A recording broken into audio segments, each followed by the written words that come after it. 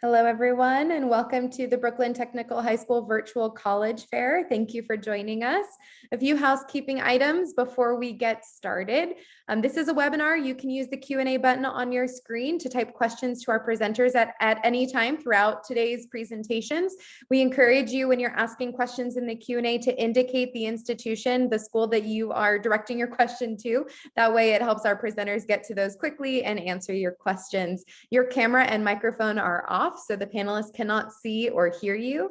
All presentations, including this one, are being recorded and will be available within about a week at strivescan.com/Brooklyn Tech. Now I'd like to start our main event and turn it over to our wonderful presenters. First up is Lehigh University. Hello, everyone. My name is Kaylin Richmond, and I am your Regional Admissions Counselor.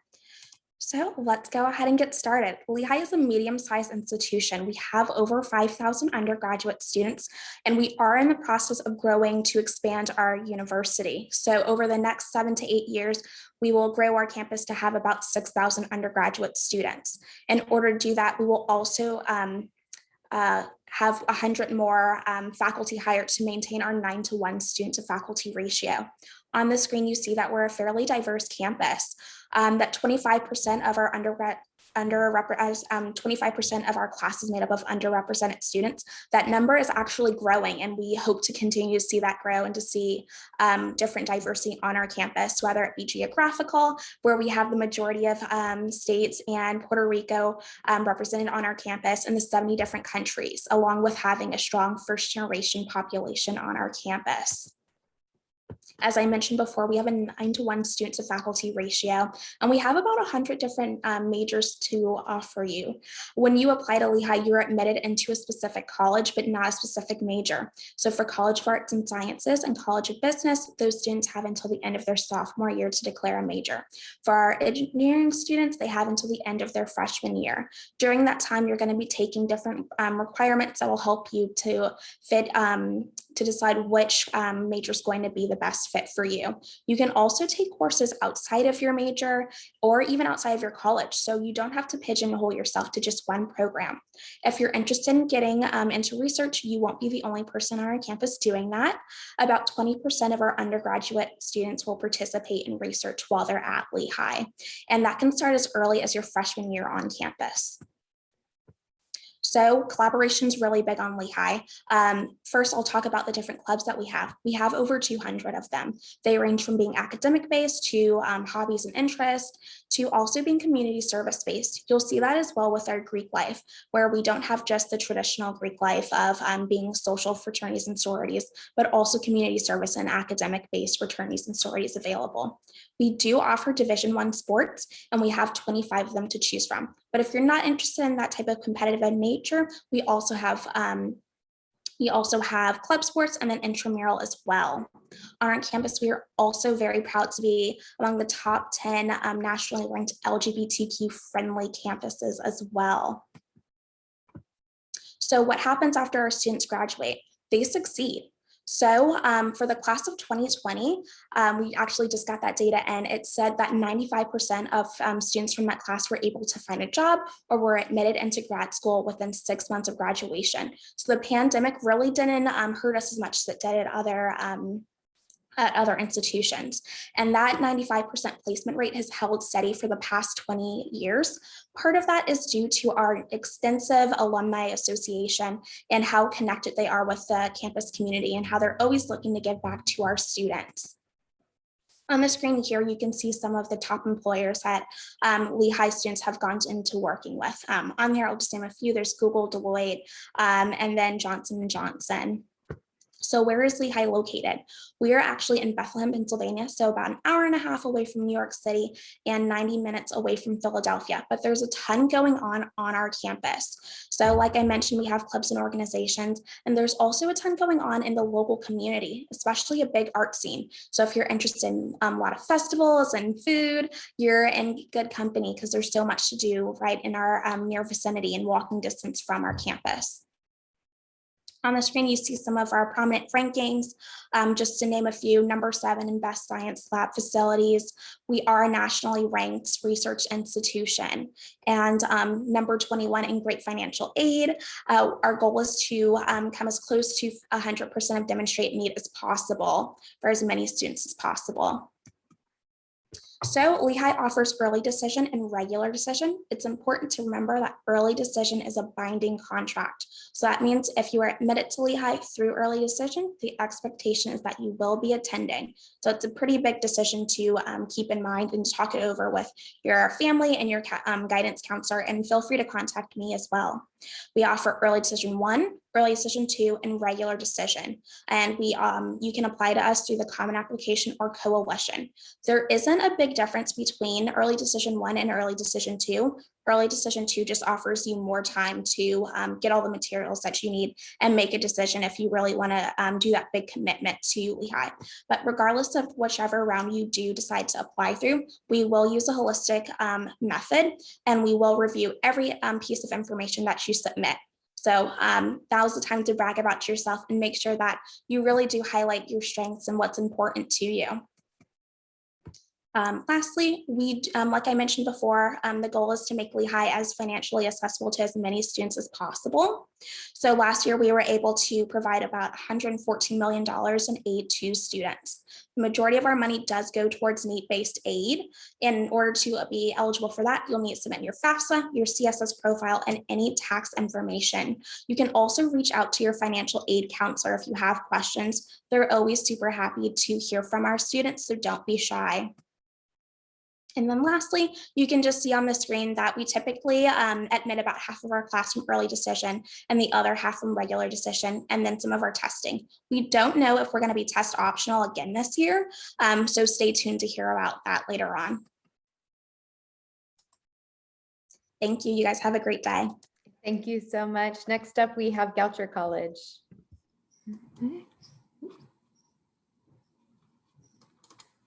Okay. Hello, everyone. Thank you for joining us tonight. So my name is Megan Steely, and I am one of the admissions counselors from Goucher College. Goucher is a small private liberal arts college located just outside of Baltimore. And this location is something that we do really like to highlight because we have this traditional residential campus, and yet we're 20 minutes from the city, which is accessible through a free student shuttle. We're also about an hour from Washington, D.C., and about 3 hours from New York City. And Baltimore is home to 14 colleges and universities, so there is plenty of opportunity for cross-collaboration among our students.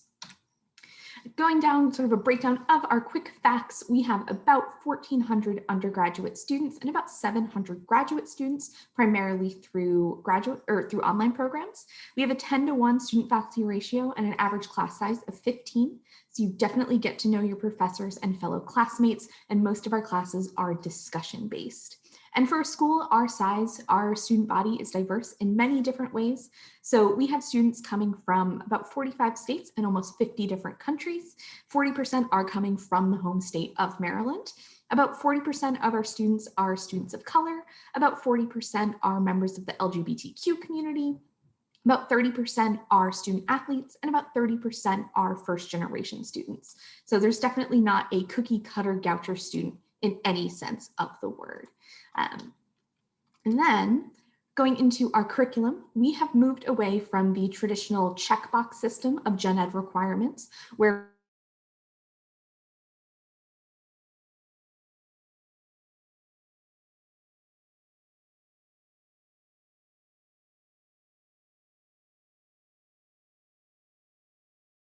that you are a variety of different subject areas. So the first year seminar looks to reinstill a love of learning that can often be lost throughout high school. And so there's a course called Where the Wild Things Are that looks at the history of wilderness in the United States. There's a course called The Secret Life of Puppets. And then those CPE courses, the complex problem exploration courses, you will take 2 of them. And with that, you are looking at one topic from a variety of different subject areas, such as disease and discrimination, that looks at AIDS and diabetes from both a biological and a sociological standpoint. We then have 3 areas of proficiency that we ask that students meet in data analytics or math, writing, and foreign language and culture. And then 2 institutional commitments in race, power, and perspective and environmental sustainability. And these are not specific classes that you will take, but themes and topics that you'll encounter throughout your 4 years at Goucher.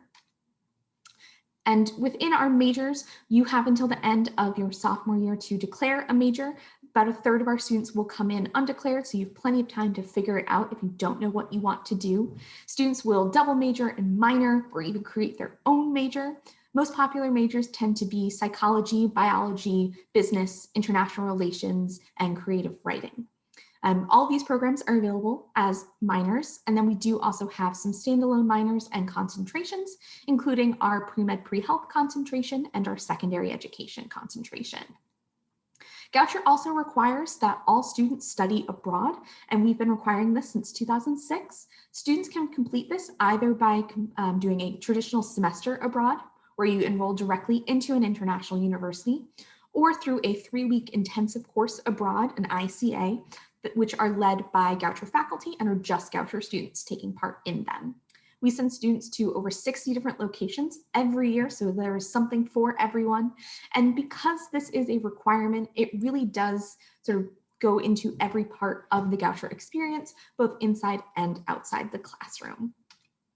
And speaking of life outside the classroom, Goucher is a residential campus. Housing is guaranteed all 4 years, and 98% of our students live on campus all 4 years. First-year students live in the first-year village, which was very intentionally built to foster community among our new students. We also have our fantastic Mary Fisher Dining Center. The food is wonderful, and they also cater to all sorts of dietary restrictions, and we have a full kosher kitchen.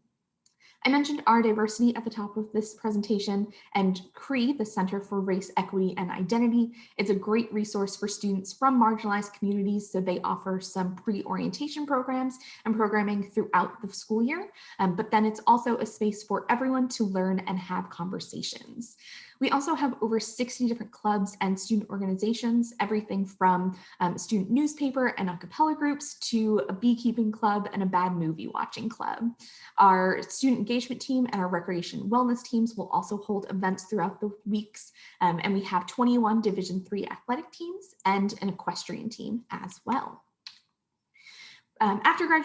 After graduating, 96% of our graduates are either pursuing further education or employment within a year of graduation. Oftentimes they're doing both, and students are going to some of the major named universities and employers across the country and internationally.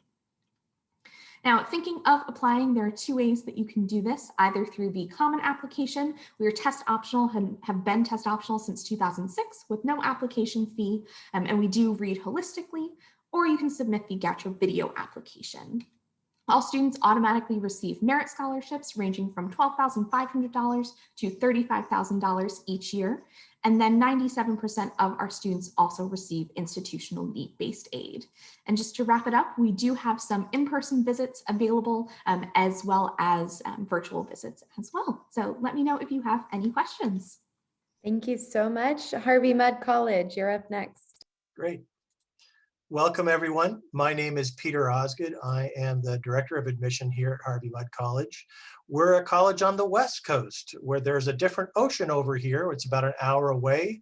We're also about 20 minutes away from these mountains. Very easy for biking, backpacking, wilderness work. We're about an hour and a half from a desert.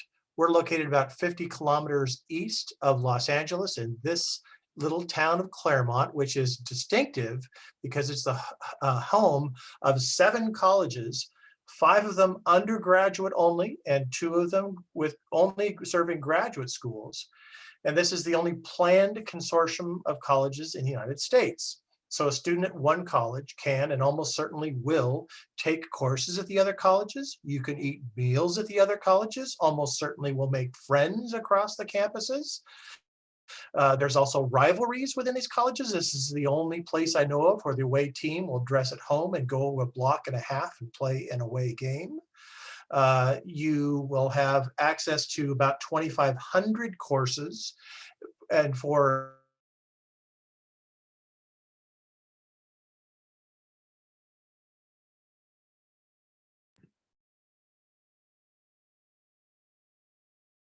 250 or so different clubs and organizations. The most popular intramural sport is inner tube water polo. It is 82 degrees here today, folks. So, and it's still the afternoon. So inner tube water polo, good chance.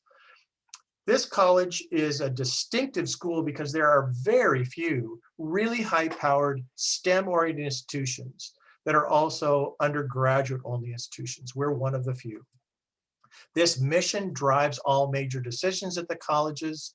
It informs how our academic program is oriented. I'm going to get to that in just a minute. But if there's one key takeaway, I hope it is this mission statement that we really, really believe in.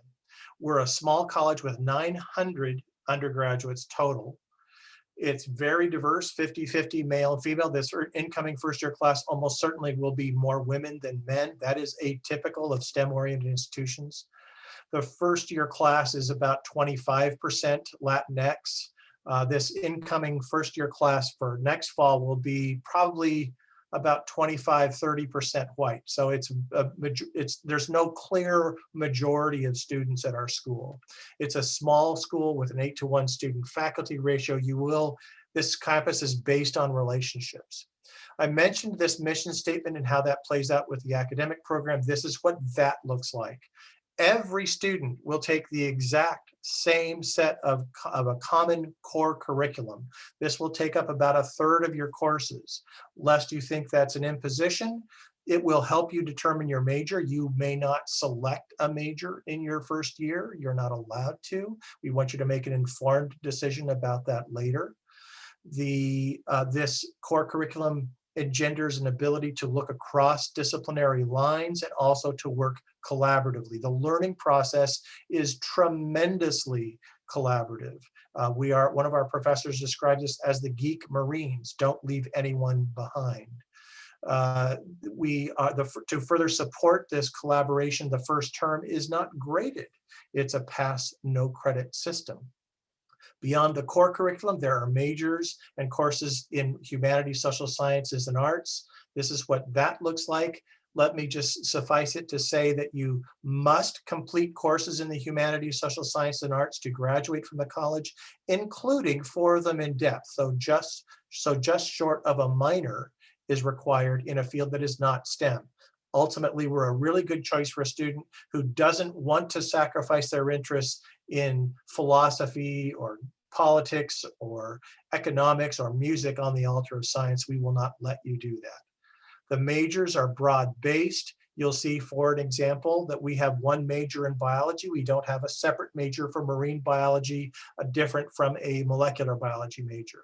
The same would hold true for engineering. We're one of a very small number of schools that offers 1 major in engineering, very problem-oriented and project-oriented, but it includes an opportunity, and most of the students will focus within that major toward a particular specialty within engineering, seeing themselves as electrical or chemical or biomedical engineers, as the case may be.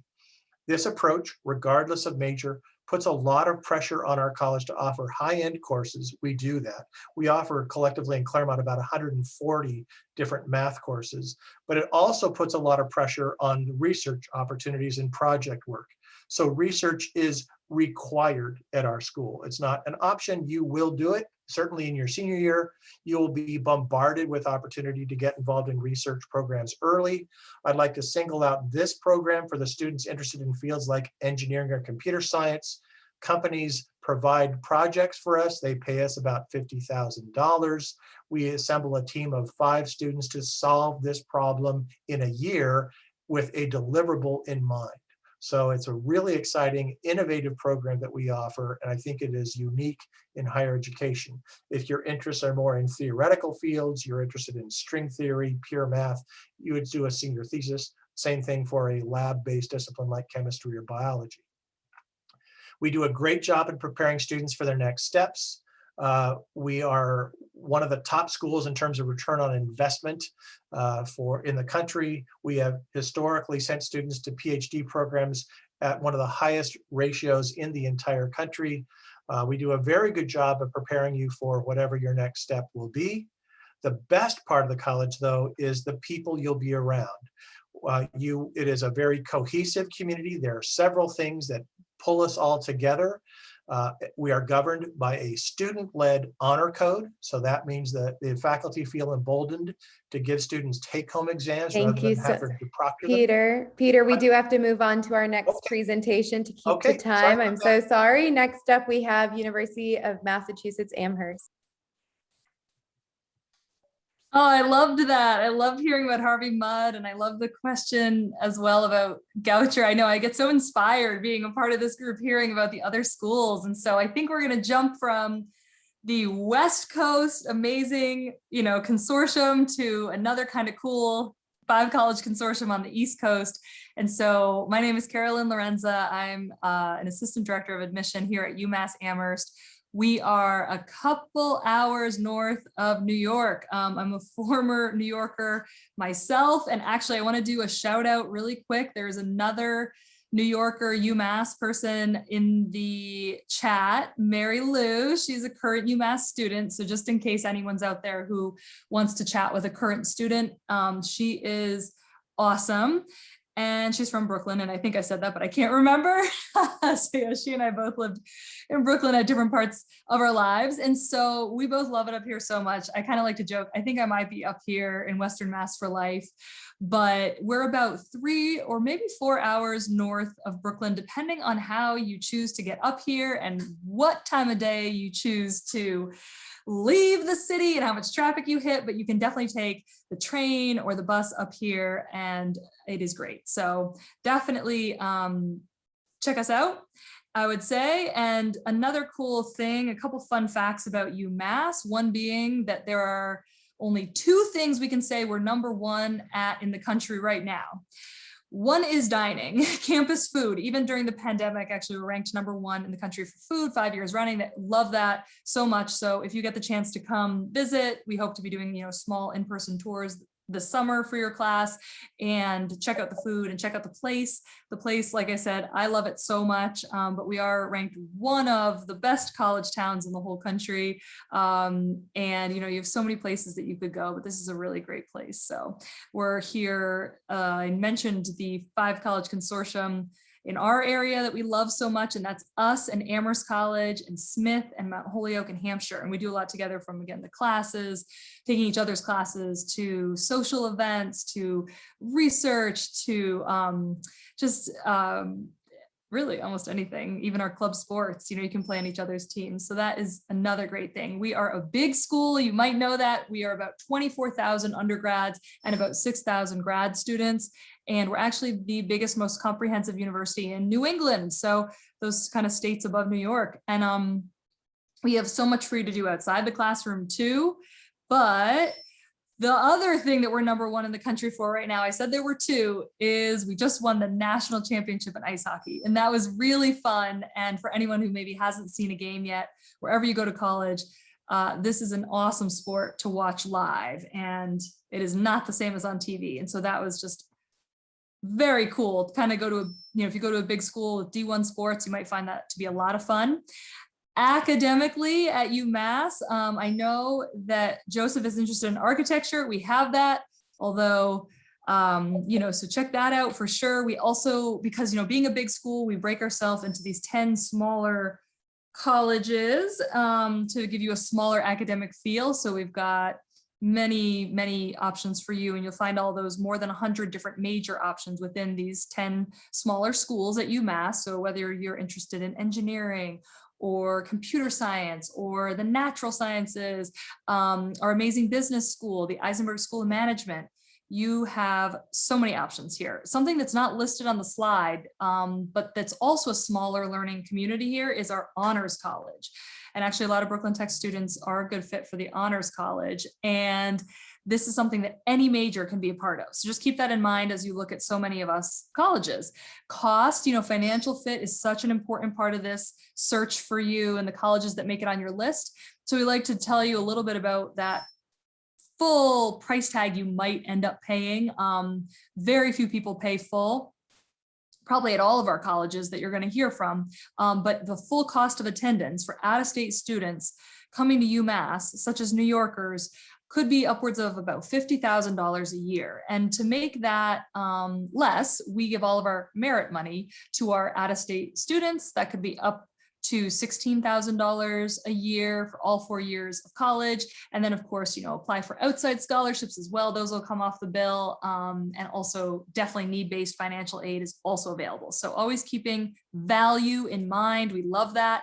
I should say about applying to UMass. Yes, Common App online. And yes, we are test optional for your class and for another year as well, at least. We're very happy to be doing that. And stay in touch as needed. I'll definitely put in the chat my email address, but also a link that if you're interested, you can fill out for UMass. And I think with that said, I will pass it on. Thank you so much. And just a plug for the Q&A. Our presenters are so happy to answer your questions, so don't forget to throw in any questions or clarifications you want from our presenters. And next up, we have Union College. Good evening, folks. How are you? Michael Moore. Get my... All right, so thank you for joining us. Michael Moore from Union College, which is located in Schenectady, New York, which if you hop on Amtrak in New York City, you'll be on campus in about 3.5 hours. If you get out of Brooklyn at the right time by car, you could be on our campus in about 3 hours. Yes, it's strange that Amtrak makes you wait over in Albany for about 25 or 30 minutes before they bring you west. We're 20 minutes by car west of Albany. So we're part of the Capital District. There's lots of activity, tons of research experience. You're probably from our campus 25 to 30 minutes from some of the most beautiful mountains, lakes, streams, rivers that you could imagine. We're located in the Hudson Valley. So just to the east, you have the Berkshires. Just to the south and west of us, you have the Catskills, the Adirondacks. We're technically part of the Adirondack Park. So you have lots of beautiful terrain around you. But the city of Schenectady itself is an urban environment. You can walk to about 50 different diners, restaurants within 10 minutes of campus, 12 minutes most of campus if you just casually stroll. And then we also have about 50 different internship partners that are located within walking distance as well. Union College prides itself on being a small campus, about 2,200 students. Which means you will know all of your faculty members. You will know a large number of your administrators, like myself. We invite you into our offices to share your thoughts, your passions. We celebrate your diversity. So one of the things we talk most about is the power. So even though we're small, there's a lot of power in Union College. We talk about the power of connection, which for us usually manifests itself in how well you are related to and connected to faculty, staff, students, the community on campus, as I mentioned before, but just as well off campus. We have what we call Cocoa House, which is a center located here in Schenectady that our students in great numbers take pride in making contributions to many different agencies across the Capital District. On our campus itself, there's the Kinney Center, which is our institute on campus that's devoted exclusively to community service. The leadership of our campus thrives on this idea that we are not just a research center, an academic community, but we're part of that community that surrounds us. And he challenges everybody on our campus to get connected to the community, not just our campus. You'll see connections, for example, to even the pets. Union, you'll see if you look at the hashtag, the dogs of Union. There's a lot of information about our furry friends, including the 5 wellness and support therapy dogs that we have on campus. So connection is super important and really is kind of the center of the power that we celebrate. The power of integration, as you might imagine, you see the photo on the left, she's standing in what we call the Interdisciplinary Science and Engineering Center Complex, or ISEC. You see folks in the dance studio, you see folks in the visual arts studio. So integration really is a hallmark of our campus. Students arrive with their resumes, which oftentimes have activities and talents in many different areas, and we invite them to integrate that even further. We invite them to integrate their social circles just as much as they integrate their academic programs and professional development. Union College is, in many circles, believed to be a wonderful liberal arts college, and in other circles, believed to be a wonderful engineering, undergraduate engineering college. And the reality is it's both. So students on our campus are almost equally divided between humanities, social sciences, and STEM. That's not something we dictate to them, but they tend to find us because of the flexibility that we offer for them to be, these hardcore STEM students, or even techies, as they might call themselves, who happen to appreciate dance and Shakespeare, or these students who are immensely devoted to social justice and want to work in policy around women's rights, and but are equally talented and interested in data analytics or computer science and programming. So integration stands at the forefront and the hallmark of our programs. Immersion, and really speaks to how you tailor whatever major or majors, minor or minors you select to study. In addition to the diversity of programs, the balance of programs I mentioned before, Union College also challenges students. We don't require it necessarily, but we challenge students to do research. About 85% of our students will do research with their faculty members. All of our students, however, will be introduced to research through what we call our SRS, or sophomore research seminar. So early in your academic program, if you're interested in research, then you will have every opportunity / requirement to do so. And all of these opportunities are surrounded around a dynamic campus life, including Minerva houses, which build platforms for students, faculty, and staff to have brothers and sisters, not quite in a Greek theme, but Greek life setting, but similar to that, that builds community within even our small community. And if you're interested in becoming a part of this, I'll put my contact information in the chat. And if you decide you want to apply, you can use the Common app or the Coalition app. And when we read your application, we'll consider you for both need-based as well as merit-based awards. So thank you for listening to us, and check the chat for my contact information. Thank you. You so much. Next up, we have Virginia Commonwealth University.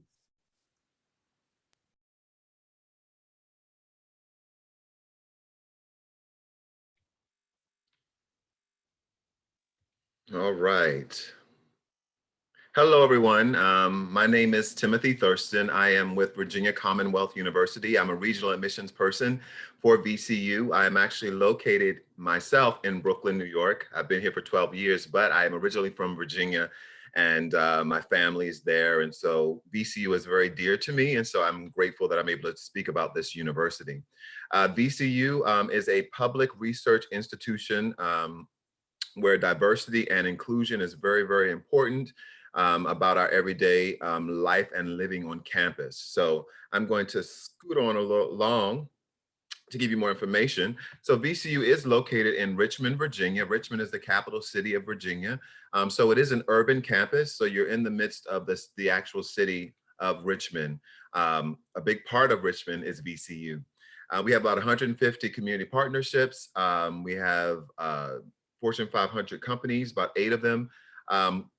We have also, besides the fact that it is an urban campus, we also have parks and recreation and hiking trails. So there is the nature aspect of things. And we are 2 hours away from DC, North Carolina, the mountains and the beach. So we're kind of centrally located in Virginia, which kind of gives you a good, gives you some good options of things to kind of do. We are from here, I'll probably take you about 6.5 to 7 hours to get to Richmond. And you can get there by bus, plane, train, or driving, or you could walk, but I don't think you want to do that. We are at VCU. We have 2 main campuses. The Moreau Park campus is the main campus, and then there's the MCV campus, which is centered around the hospital in the area of Richmond. So we have a lot of strong ties within health professions, just so you know. But just as you see before you, we have about 29,470 17 students altogether on campus. 18:1 is the student to faculty ratio. The average class size is about 28 students in a class. We do have larger class settings that you will possibly take, lecture settings that could be anywhere from 75 to 300 students in a class. But on an average, the majority of the classes be 28 students or less. Once you get more into your major, the classes will probably be even smaller than that, depending upon where you are, what you're majoring in. At VCU, there are no real average students. We have students coming from different walks of life. Again, that diversity is a big part of where we are, who we are at VCU. But when students apply to VCU, we're really looking at each student individually, and we look at your application holistically. So we're looking at the full picture of each student and what you bring to the table to decide whether or not you would be a good fit for VCU or not.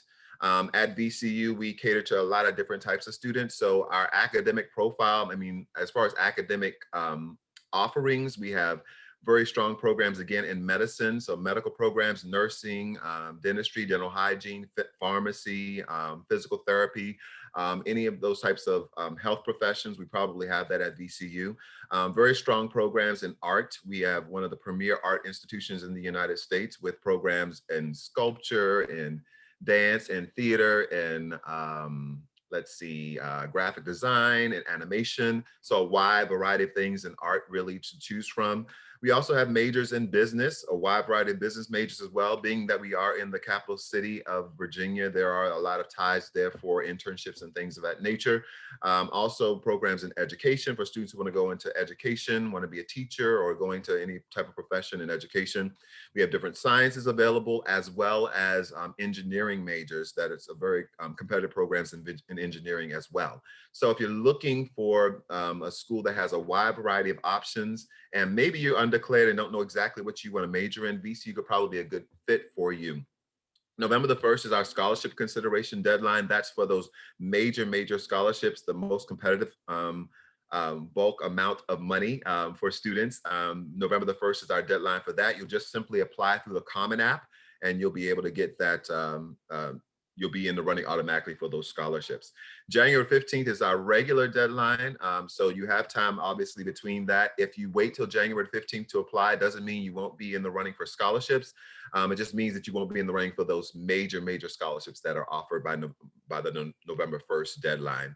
For out-of-state students, we offer scholarships for you as well. Specifically, if a student has a certain GPA or not, we automatically may give you a scholarship because you're an out-of-state student. So I just want you to keep that in mind when you're thinking about, I know that a lot of you have a lot of great options here in New York, but think about some other options as well. And I think that VCU could be a good fit for a lot of the students listening now. The average GPA range is about a 3.39 to a 4.06.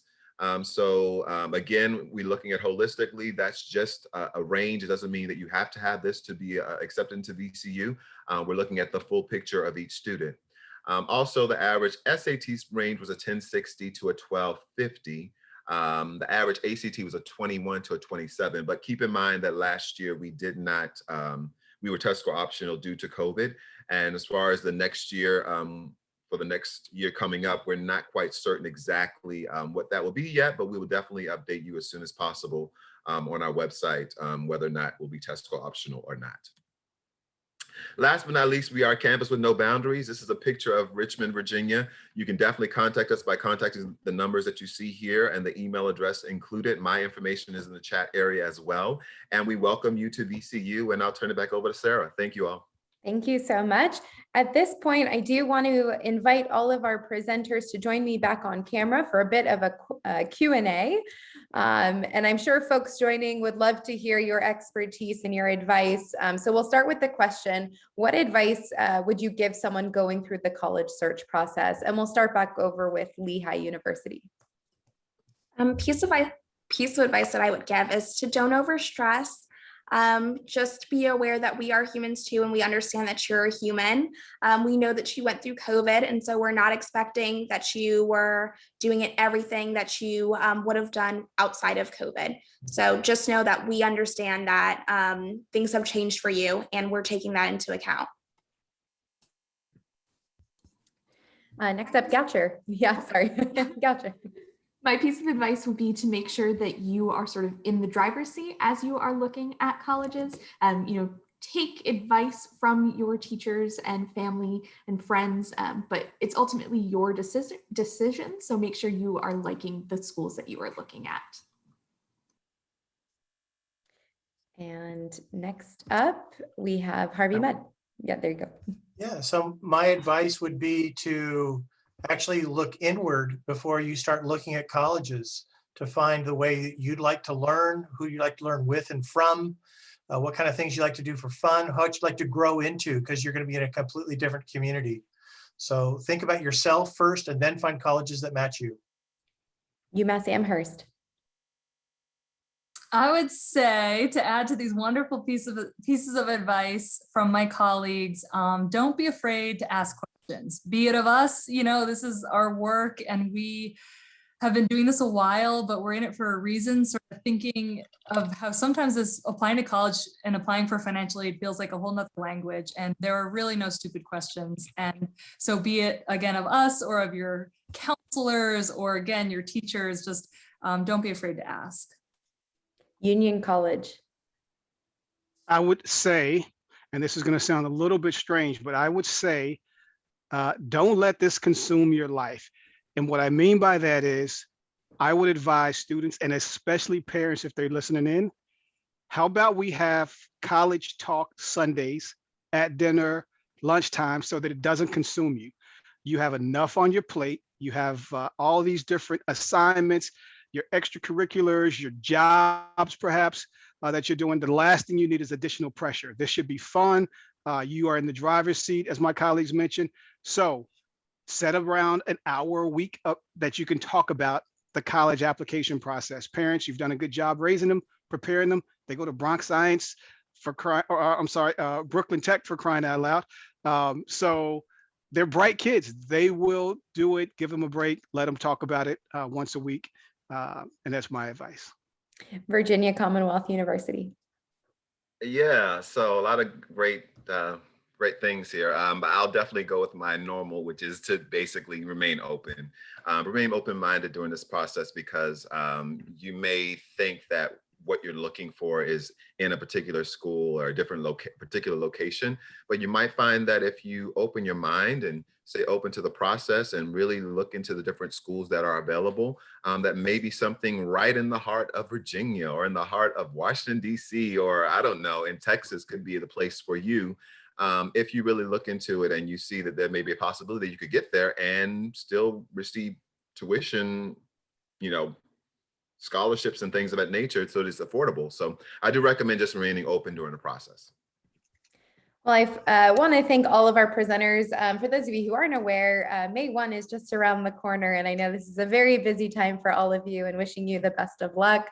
And thank you everyone for tuning in and for joining us. When you close this window, there will be a link to a very quick 4-question survey. We'd appreciate any feedback you can provide. And as a reminder, this session, as well as all of the other sessions, will be available on demand at strivescan.com/Brooklyn Tech in about a week. Thank you so much to everyone for joining. Have a great day.